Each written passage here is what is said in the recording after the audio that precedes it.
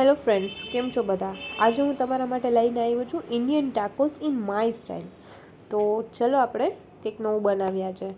તો ટાકોસ બનાવવા માટે આપણે પહેલાં સ્ટફિંગ રેડી કરશું. એના માટે સૌપ્રથમ એક કડાઈમાં આપણે થોડું તેલ નાખશું. તેલ ગરમ થાય ત્યારબાદ આપણે તેમાં થોડી હિંગ નાખી અને કટ કરેલા ડુંગળી અને કેપ્સિકમ છે ઝીણા ઝીણા સમારેલા, એ આપણે એમાં એડ કરી દઈશું. હવે આપણે આને બેને એકદમ મિક્સ કરી લઈએ. આપણે એને થોડા બ્રાઉન થાય, બહુ એકદમ નથી ચડવા દેવાના, એને થોડા બ્રાઉન થાય ત્યાં સુધી આપણે એને પાકવા દેવાના છે. ત્યારબાદ એમાં મેં ઓરેગાનો અને ચીલી ફ્લેક્સ એક પેકેટ મારી પાસે જે હતા એ એડ કરેલા છે.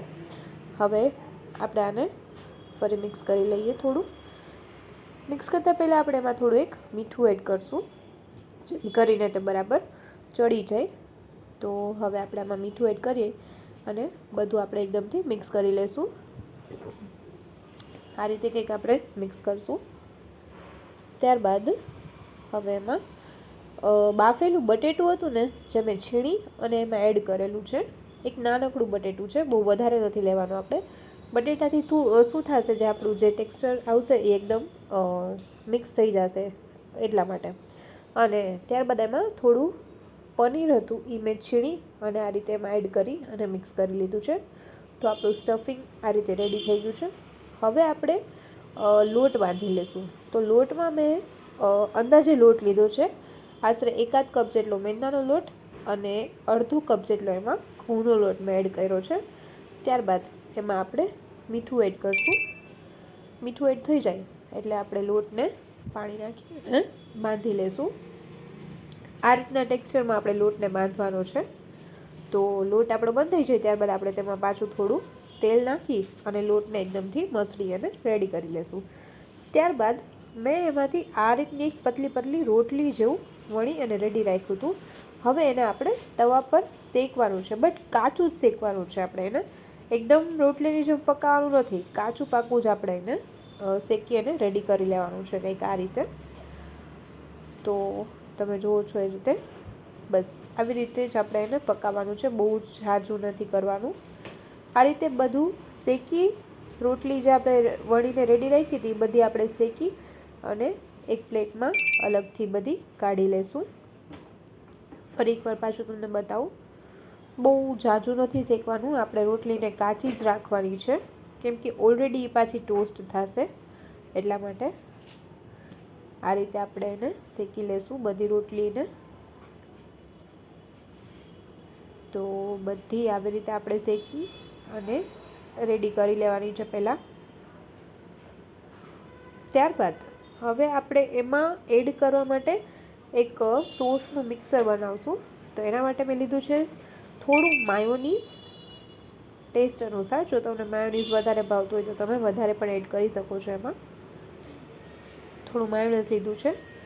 ત્યારબાદ એમાં મેં પિઝા ટોપિંગ સોસ આવે છે આ રીતનો, એ એડ કર્યો છે થોડોક. આ થોડો સ્પાઇસી હોય છે, તો તમે જે રીતનું સ્પાઇસી પસંદ કરતા હો એ રીતે તમે એમાં સોસ એડ કરી શકો છો. અને મેગીનો ટમેટો કેચઅપ આવે છે, એ પણ હું આમાં થોડું એડ કરીશ. થોડુંક જ એડ કરીશું, કેમ કે એ થોડું સ્વીટનેસ ઉપર આવી જાય છે એટલા માટે. તમે તમારા સ્વાદ અનુસાર બધા સોસને ઓછું અને વધારે પ્રમાણમાં એડ કરી શકો છો. તો હવે મેં એમાં આ રીતે સોસ એડ કરી લીધો છે. તો હવે આપણે આ મિશ્રણને મિક્સ કરી લઈશું પ્રોપર. તો ફ્રેન્ડ્સ, હવે આપણું સોસ બરાબર મિક્સ થઈ જાય ત્યાં સુધી આપણે તેને થોડું હલાવશું.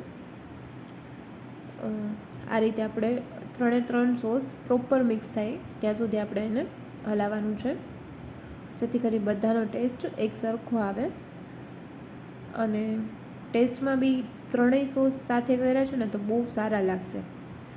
તો હવે આપણો સોસ રેડી થઈ ગયો છે. તો હવે આપણે જે રોટલી શેકીને રેડી કરી હતી એની ઉપર આપણે આ રીતે સોસ લગાડીશું. પ્રોપર આપણે એને બધી જગ્યાએ લગાવી દેવાનો છે. આ રીતે કંઈક થઈ જાય ત્યારબાદ આપણે એમાં આપણું જે બેટર તૈયાર કરેલું છે આપણે મિશ્રણ ઉપર લગાવવાનું, એ આપણે પાથરી લઈશું. એક જ સાઈડ આપણે લગાવવાનું છે અને સામેની સાઈડ જે છે એ આપણે ફોલ્ડ કરીશું. તો ફ્રેન્ડ્સ, આ રીતે આપણે એનું સ્ટફિંગ રેડી કરવાનું છે. તો સ્ટફિંગ આપણું રેડી થઈ જાય એટલે આપણે સામેની સાઈડ ફોલ્ડ કરી લેશું. આ રીતે આપણે એને ફોલ્ડ કરવાનું છે, તમે જોઈ શકો છો.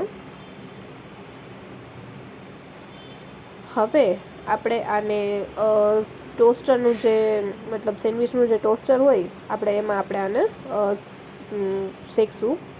તો એની માટે સૌથી પહેલાં હું આની ઉપર બટર એપ્લાય કરી દઉં છું.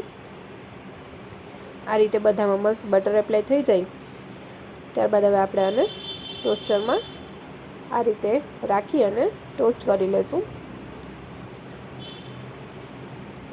આ રીતે મેં બંને ગોઠવી દીધા છે. તો ફ્રેન્ડ્સ, હવે આપણા ટાકોસ છે, જે ઇન્ડિયન ટાકોસ, એ રેડી થઈ ગયા છે. ટોસ્ટ થઈને એકદમ ક્રિસ્પી છે, બહુ જ મસ્ત. ફ્રેન્ડ્સ, તમે લોકો પણ ટ્રાય કરો.